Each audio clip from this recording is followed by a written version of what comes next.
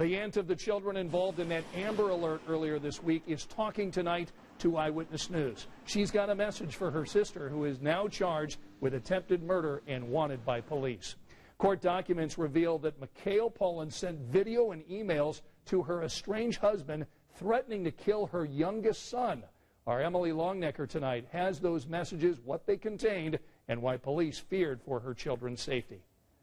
12 pages of court documents with disturbing details about the video, photos, and emails Mikhail Pullins allegedly sent to her estranged husband, threatening to kill their 2-year-old, and in one case recording herself trying to suffocate him. Charging documents against Pullins say she was, quote, holding a cell phone pointed at the mirror.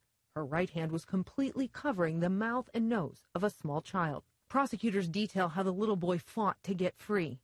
Quote, the child struggled to remove her hand. He lifted his dangling legs up and squirmed around in an attempt to get free from the woman's grasp. All of it, say investigators, filmed in a bathroom at these apartments where Pullins was staying with a friend. For her to do that to her kids is just messed up. You grew up getting beat on with sticks, brooms, all types of crazy stuff, and you out here trying to smother your child? Pullins' sister spoke to Eyewitness News on the phone, saying her sister needed help. My sister is damaged, and now she done damaged her kids.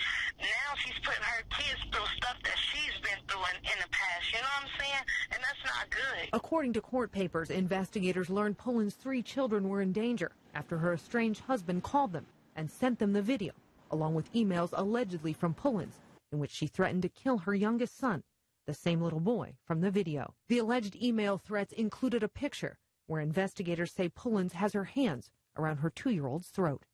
In some of the messages, Pullins tells the baby's father, quote, get your baby before I kill him. What if I kill him while you sleeping peacefully?